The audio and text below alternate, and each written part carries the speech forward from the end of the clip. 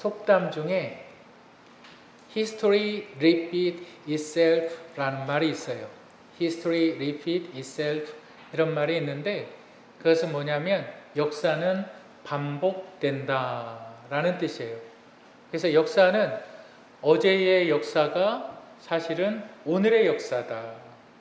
그리고 내일의 역사도 사실 어제의 역사다. 그래서 영국의 역사학자 칼 베커라는 사람은 이렇게 이야기를 했습니다. 역사는 항상 새롭게 다시 쓰여지며 모든 역사는 현재의 역사이다. 모든 역사. 역사라는 말 단어의 뜻은 과거에 일어난 사건들을 기록한 것을 역사라고 말을 하지요. 근데 역사에 대한 정의를 사람들이 어떻게 내리느냐? 역사는 반복되어진다. 반복되어지니까 이것이 계속적으로 돌고 서큘레이션 한다는 거죠. 그러니까 항상 현재다라고 말을 하는 거예요. 그러니까 역사는 현재입니다. 오늘 예수님께서 과거에 일어났던 역사적인 사건들을 현재를 살아가고 있는 사람들에게 이야기를 해요. 그러면서 뭐라고 말씀하시냐면 너희들은 과거에 살아갔던 사람들의 잘못을 반복하지 말아라. 과거의 사람들이 잘못함으로 그들은 멸망당했다. 그런데 그 과거의 역사적인 사건을 보고 너희들은 그렇게 살아서는 안 된다. 그러면은 그 모든 과거의 사람들, 오늘날에 살아가는 사람들, 또한 앞으로 살아가야 될 모든 사람들에게 동일하게 펼쳐지는 그 일들, 과연 그 일들은 무엇일까요? 오늘 예수님께서 그 이야기를 하고 계시는 겁니다. 그래서 저와 여러분들이 함께 나눌 말씀의 제목은 우리 한번 따라 하시겠습니다. 하나님 나라. 다시 한번 크게 따라 하세요. 하나님 나라. 네, 하나님 나라에서 우리가 기억해야 하는 첫 번째는 하나님의 때는 언제나 현재이다. 우리 한번 따라 하실까요? 하나님의 때는 언제나 현재이다. 네, 하나님의 나라, 곧 하나님의 때, 그 하나님의 나라가 언제 임합니까? 지금 바리새인들이 예수님에게 그것을 질문했어요. 도대체 하나님의 나라가 임하는 때는 언제입니까? 우리 한번 본문 20절과 21절을 다 같이 읽겠습니다. 20절과 21절 읽겠습니다. 시작. 바리새인들이 하나님의 나라가 어느 때에 임하나이까 묻거늘 예수께서 대답하여 이르시되 하나님의 나라는 볼 수 있게 임하는 것이 아니요 또 여기 있다 저기 있다고도 못하리니 하나님의 나라는 너희 안에 있느니라. 하나님의 나라는 너희 안에 있느니라. 바리새인들이 왜 하나님의 나라가, 하나님의 때가 언제 임합니까? 이것을 예수님께 질문했을까요? 그 동기는 무엇일까요? 두 가지입니다. 첫 번째는 자신들이 지금 로마의 지배하에 있기 때문에, 로마의 압제하에 있기 때문에 자신들의 삶이 굉장히 불편했어요. 세금은 과도하게 거쳐졌죠. 얼마나 많이 거쳐졌냐면 약 세금이 80% 이상이 거쳐졌어요. 그러니까 사람들이 세금을 내기 위해서 일을 해야만 했고, 그런데 일을 한다고 해도 그 세금을 다 충당 못하니까 어떻게 합니까? 돈을 또 빌려요. 또 돈을 빌려요. 우리 오늘을 살아가는 사람들, 내가 돈이 부족해요. 그래서 어떻게 합니까? 카드 대출을 받아요. 여러분, 카드 대출 받으면 큰일 나는 겁니다. 카드론, 이렇게 카드 막 쓰는 사람들 정말 큰일 나는 겁니다. 그래서 또 카드 회사에 그런 것도 있어요. 리볼빙 제도라는 것이 있어요. 소 조금만 갚으면 된다. 그리고 나머지는 그냥 이월시키는데 또 그 금액이 얼마입니까? 프로테이지가 25%가 넘어요, 이자가. 근데 유대인들이 그런 거예요. 내가 세금을 낼 돈이 없어요. 일을 해도. 그러니까 세금이 계속적으로 쌓여요. 그래서 죽으라고 일을 해봤자 한 10년, 길게는 10년, 짧게는 한 5년 정도 일을 하고 결과적으로 그들은 어떻게 되느냐? 노예가 돼버리는 거예요. 팔려버리는 거예요. 자신의 채무를 감당하지 못해서 그런 압제 가운데 살아가는 거예요. 그러니까 삶이 얼마나 힘들을까요? 얼마나 어려울까요? 아유, 정말 하나님의 나라가 빨리 왔으면 좋겠다. 그래서 나 좀 이 채무에서, 나 좀 이러한 편견에서, 나 좀 이러한 선입견에서 정말 나 좀 구해줬으면 좋겠다. 그게 첫 번째 이유였고, 두 번째 왜 그들이 하나님의 나라를 간절히 소망했느냐? 구약 성경에서 이야기하고 있었기 때문에 계속적으로 하나님 나라가 임할 것이다. 하나님 나라가 도래할 것이다. 구약의 모든 39권의 선지자들이 다 이야기하는 것이 그거예요. 하나님 나라가 임할 것이다. 메시아가 올 것이다. 올 것이다. 올 것이다. 그래서 이 바리새인들, 유대인들은 하나님의 나라를 간절히 기대한 거예요. 빨리 오기를, 하나님의 나라를 간절히 소망한 거예요. 그런데 그들이 정말 원했던 것은 하나님의 나라가 오게 되었을 때에 하나님의 나라에 대한 관심이 있는 것이 아니에요. 그들이 관심이 있었던 건 뭐냐면, 하나님 나라가 오면 마치 구약시대 때 다윗 왕이 모든 주변의 나라들을 다 통일시켜서 이스라엘이 정말 세계의 열방 국가들 가운데에서 최고 높은 자리에 올랐듯이 하나님 나라에 오면 내 삶이 나아지겠지. 하나님 나라가 도래하면 내가 좀 더 편한 삶을 살겠지.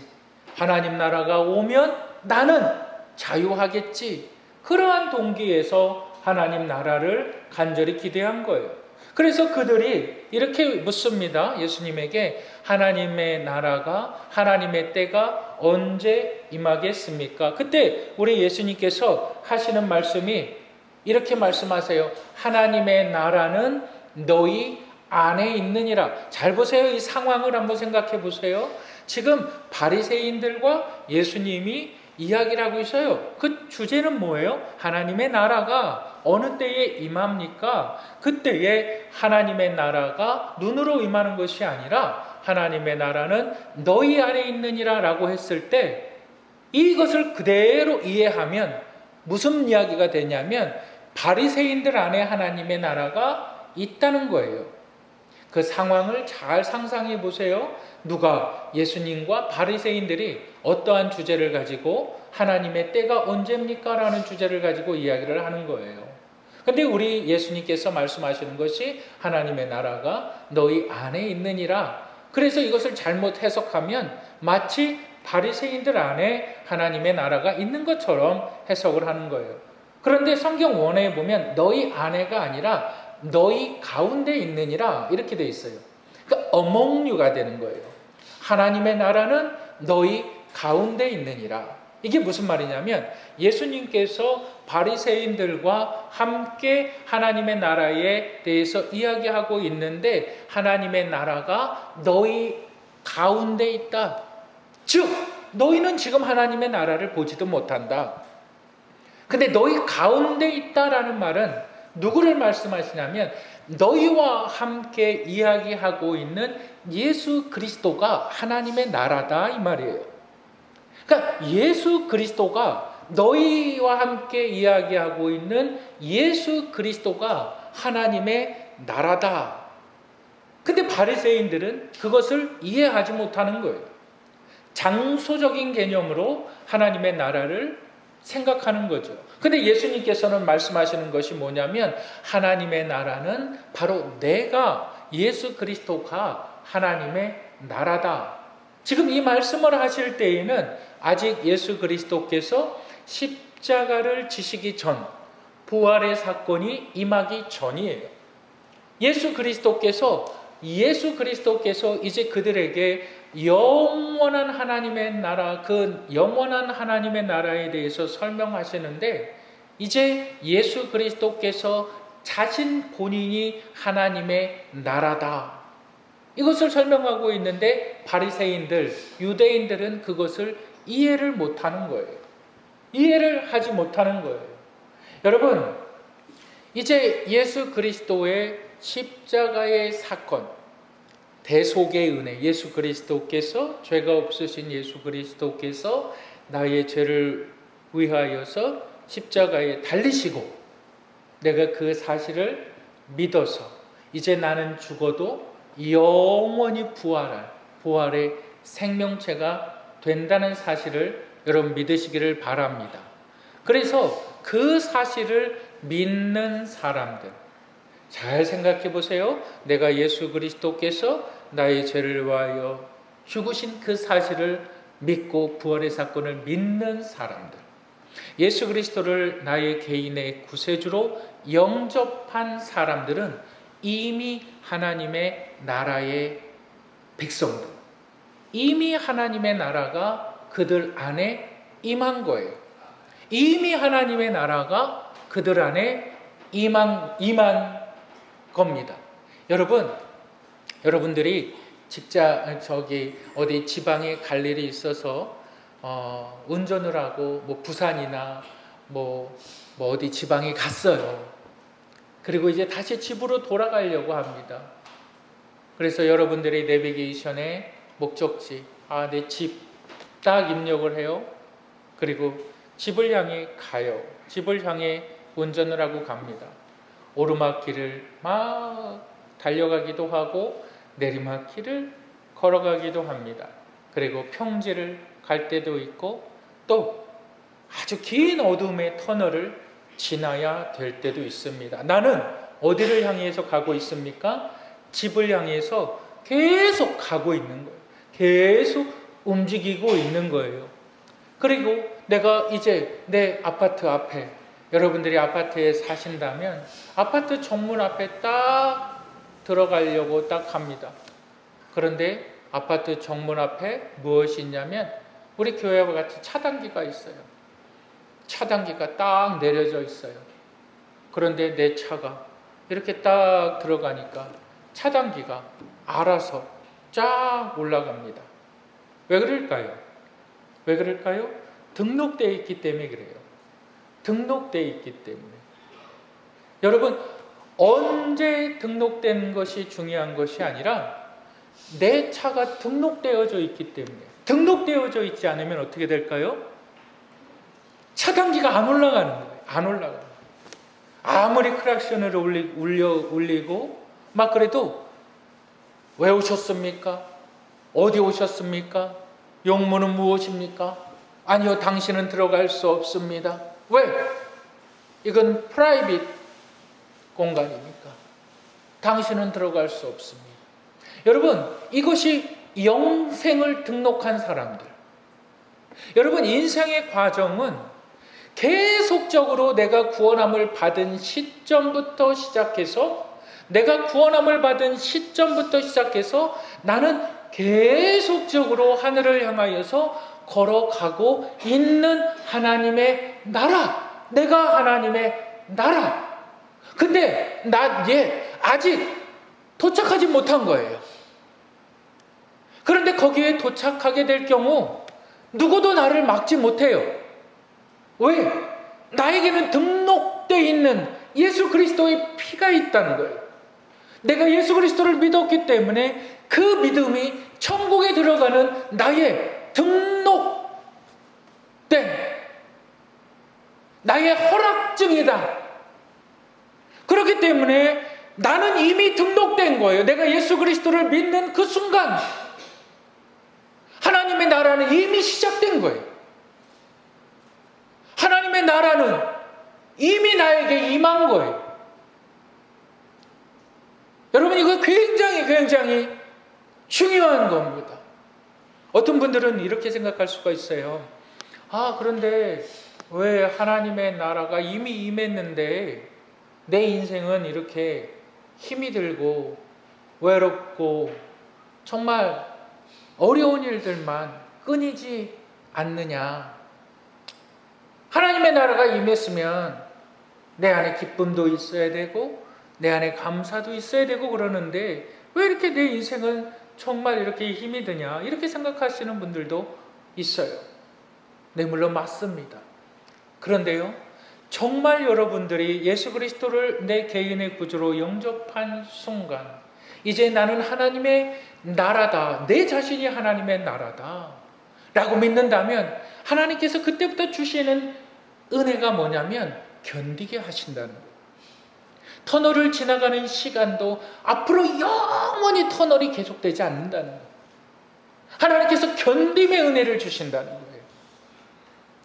내가 오르막길을 올라가고 내가 내리막길을 내려가는 그 시간에도 견디게 하신다는 거예요. 계속적으로 견딤의 은혜를 주신다는 거예요.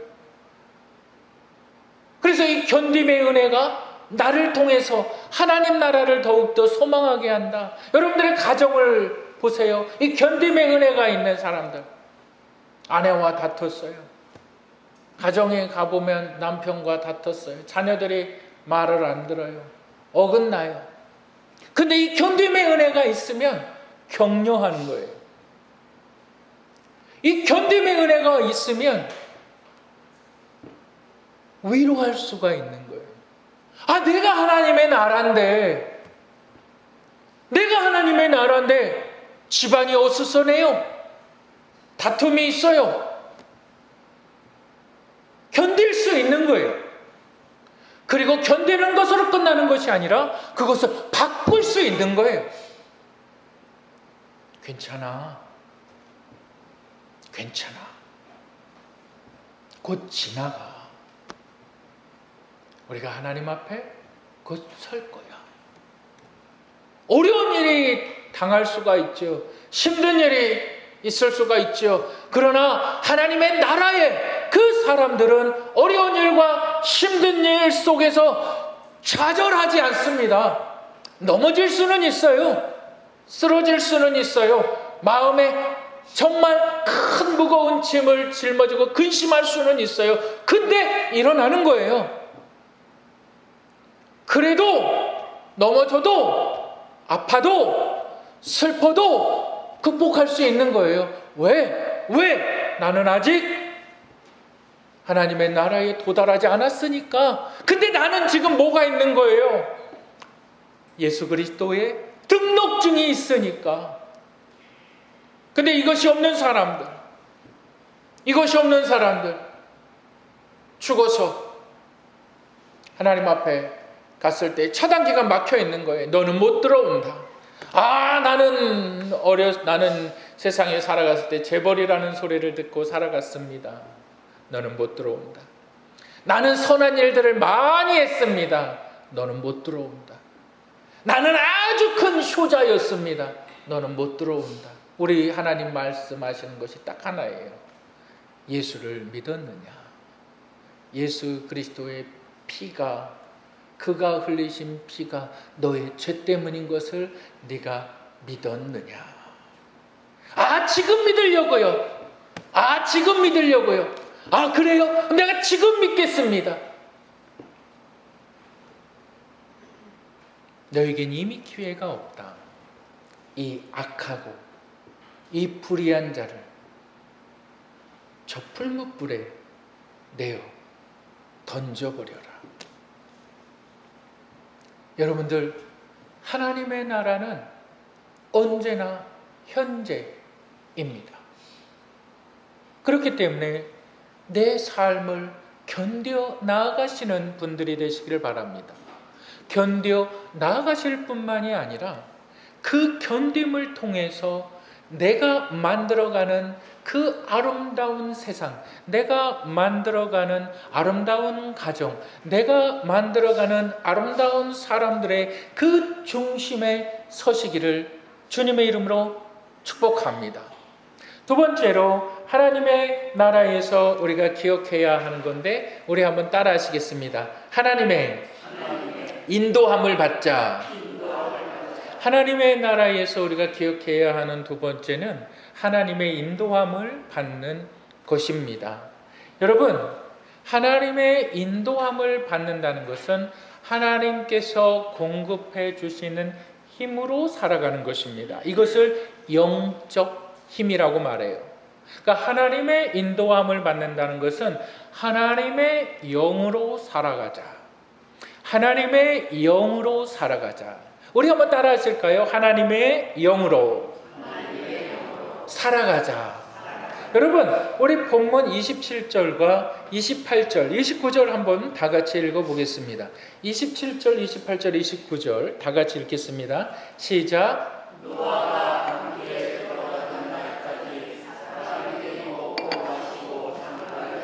시집 가더니 홍수가 나서 그들을 다 멸망시켰으며 또 롯의 때와 같으리니 사람들이 먹고 마시고 사고 팔고 심고 집을 짓더니 29절 롯이 소돔에서 나가던 날에 하늘로부터 불과 유황이 비오듯 하여 그들을 멸망시켰느니라. 여러분, 본문을 잘 한번 관찰해 보세요. 이들이 왜 멸망했나? 근데 마치 본문은 이렇게 이야기하고 있는 거예요. 이들이 시집가고 이들이 장가가고 이들이 먹고 마시고 심고 집을 지었기 때문에 이들이 멸망했다. 이렇게 착각을 하면 안 돼요. 그렇다면 하나님은 거짓말하는 자가 되는 거예요. 이들이 시집가고 장가가고 심고 거두는 것으로 집을 짓는 것 때문에 이들이 멸망했다라고 말하면 아주 큰 잘못이 나타나는 거예요. 왜 그렇습니까? 창세기 1장 27절에 보면 하나님께서는 뭐라고 말씀하시냐면 하나님께서 사람을 만드시고 하나님께서 내 부모를 떠나서 한 남자와 한 여자가 가정을 이룰 것을 하나님 말씀하셨거든요. 장가가는 것이 죄가 아니에요. 시집가는 것이 죄가 아니에요. 근데 먹고 마시는 것이 죄가 됩니까? 아니요. 먹고 마시는 거는 생존 본능이에요. 먹고 마시는 것이 죄가 될 수가 없어요. 심는 것이요? 집을 짓는 것이 죄가 됩니까? 사업을 말하거든요. 내가 일하는 것이 죄가 됩니까? 죄가 되지 않아요. 일을 해야 먹고 살 수 있는 거예요. 죄가 되지 않아요. 근데 왜 이것들 때문에 멸망을 했느냐? 이것만 보았기 때문에, 먹고 사는 것만 보았기 때문에, 돈 버는 것만 보았기 때문에 이게 왜 죄가 될까요? 왜 멸망의 이유가 될까요? 여러분 보시길 바랍니다. 여러분 우리 창세기를 한번 보세요. 창세기 2장 7절을 다 같이 한번 읽어보시겠습니다. 창세기 2장 7절 우리 읽겠습니다. 시작. 여호와 하나님이 땅의 흙으로 사람을 지으시고 생기를 그 코에 불어넣으시니 사람이 생명이 된지라. 하나님께서 어떻게 사람을 창조하셨는가? 그 창조 원리에 대해서 이렇게 말하고 계시는데, 첫째, 재료는 무엇을 쓰신 거예요? 흙을 쓰신 거예요. 근데 흙은 보이는 거예요? 보이지 않는 거예요? 보이는 거예요. 그러니까 육체는 보이는 거예요? 보이지 않는 거예요? 보이는 거예요. 그런데 생기는 여러분 이렇게 손을 이렇게 해보세요. 이렇게 입에다가 한번 갖다 대보세요. 손을 입에다 갖다 대고 한번 불어보세요. 불어보시면 느낌이 나죠. 그걸 생기라 그래요. 느낌은 있지만 보이지는 않아요. 그런데 하나님이 겉모습 속에 있는 모든 장기, 그러한 모든 것들은 흙으로 지으셨어요. 그리고 흙을 움직이게 하기 위해서 하나님께서 하고 불어넣으신 것이 생기라는 거예요. 그런데 이 생기, 살아있는 숨, 이것이 신약 성경에 와서 무엇으로 바뀌냐면 성령으로 바뀌어요. 생기가 성령이 되는 거예요. 그러니까 하나님께서 사람을 만드실 때에 하나님께서 하나님의 입김, 그건 보이지 않는 거예요. 그건 영적인 거예요. 그 영적인 것으로 사람을 만드시고 그 겉에 테두리는 보이게 육적인 것으로 만드셨어요. 그렇기 때문에 영혼이라는 것은 보이지 않아요. 근데 육신은 보여요. 근데 먹고 마시고 시집가고 장가가는 사람들은 영혼을 위해서 살아가는 것이 아니라 육신만을 위해서 살아가기 때문에 영혼의 문제에 대해서는 무감각한 거예요. 뭘 잃어버렸습니까? 균형을 잃어버린 거예요. 뭘 잃어버렸습니까? 삶의 밸런스를 잃어버린 거예요. 그러니까 한쪽으로 치우치는 거예요. 영적인 밸런스가 깨져버리니까, 균형이 깨져버리니까 한쪽으로 치우치는 거예요. 너희가 다 제 가운데 치우쳐 너희가 원하는 대로, 너희가 바라는 대로 다 그 길을 따라갔다. 그 길은 패망의 길이고 그 길은 멸망의 길이다. 뭘 잃어버린 거예요? 영적인 것에 대해서 균형을 잃어버린 거예요. 그러니까 우리 주님께서 말씀하시는 것이 이거예요. 너희가 한쪽으로 치우쳤다. 여러분, 차를 운전하다 가면 핸들이 한쪽으로 이렇게 쏠릴 때가 있어요. 막 왼쪽으로 이렇게 쏠릴 때가 있어요. 그거 왜 그러냐면 핸들이 이렇게 왼쪽이나 오른쪽으로 한쪽으로 쓸릴 때는 바퀴를 잡아주는 얼라이먼트라는 것이 한쪽으로 치우쳐져 있거나 타이어가 한쪽으로 마모가 되는 거예요. 그게 왜 그러냐면 균형이 깨져서 한쪽만 달아버리는 거예요. 그럼 나중에는 어떻게 됩니까? 나중에는 운전하고 가다가 계속적으로 차가 직진을 못해요. 조금 틀어지고 조금 틀어지고 조금 틀어지고 조금 틀어지고. 근데 시간이 점점 지나면 어떻게 됩니까? 이 사이가 엄청나 버려요. 그걸 성경은 패망이라 말하는. 우리 주님께서 말씀하시는 것이 바로 이것이에요. 너희는 먹는 것만을 위해서 살았다. 영적인 영혼의 문제에 대해서는 전혀 무관심했다. 너희는 시집가고 장가가는 것만 위해서 살았다. 잘 생각해 보세요.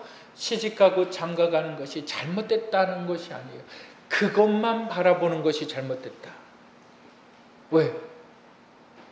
여러분 보세요. 생각을 해보세요. 내가 먹고 마셔요. 내 육체는 그것을 필요로 해요. 나는 그것을, 내가 음식을 먹음으로 내가 움직일 수 있는 에너지를 얻는 거예요. 그렇다면 내가 먹었으면 먹은 것만큼 내 영혼의 문제에 있어서도 너는 관심을 가져야 된다. 움직일 수 있을 때, 네가 열심히 네가 돈을 벌였을 때에 너는 영혼의 문제에 대해서 관심을 가져야 된다. 내 영혼의 문제에 대해서 너는 무지하다. 그래서 멸망하는 것이다. 그러니까 우리 주님께서 누가복음에서 하시는 말씀이 그거예요. 이 어리석은 부자야, 내가 가득 내 창고에 내 많은 곡식들을 쌓아놓는다. 그리고서 이 부자가 큰 고민에 빠진 거예요. 그 고민은 뭐냐면 저 많은 곡식들을 또 쌓아둘 창고를 어디다 지을까? 어디다 지으면 안전할까? 우리 주님께서 하시는 말씀이 오늘 밤에 내 영혼을 내가 취한다면 네가 쌓아뒀는 창고는 무엇이 되겠느냐? 그 사람은 영혼의 문제에 대해서 전혀 관심이 없는 거예요. 관심이 없으니까 패망하게 되는 거예요.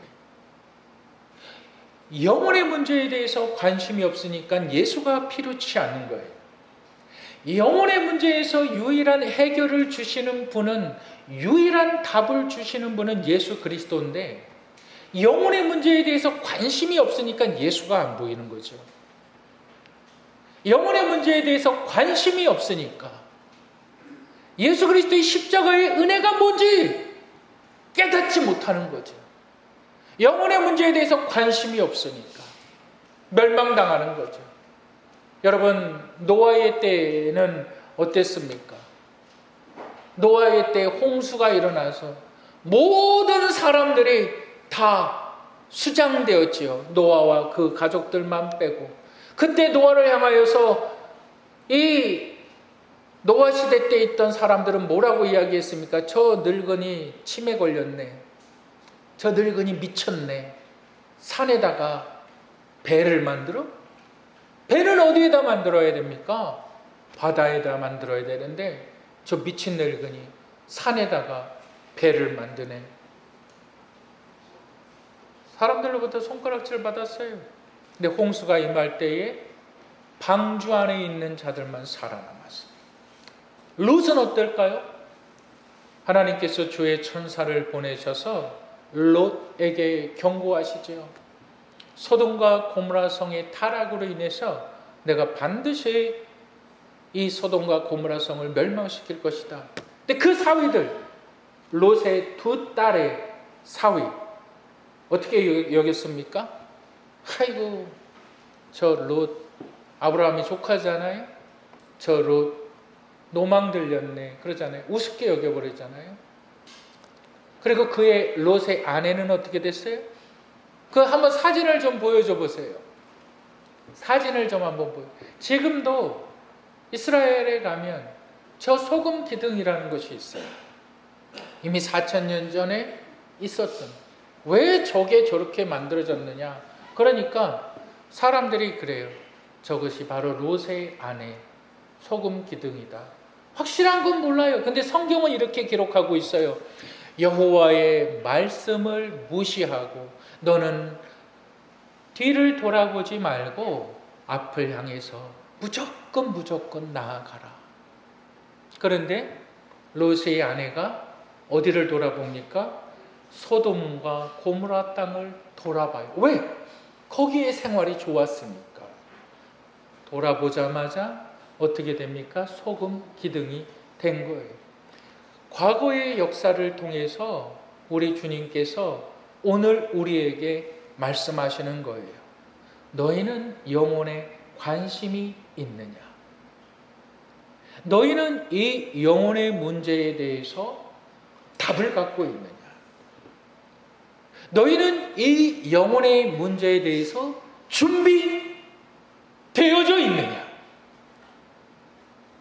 이 영혼의 문제에 대해서, 이 하나님의 나라에 대해서 준비되어져 있느냐? 그러면 어떻게 준비를 할 것인가? 내가 영혼의 문제에 대해서 어떻게 준비를 할 것이냐? 예배도 중요하고 기도 중요하고 찬양 중요하지만 가장 중요한 것은 나를 통해서 한 영혼이 하나님을 아는 거예요. 나를 통해서 죽어가는 한 영혼이 살아나는 거예요.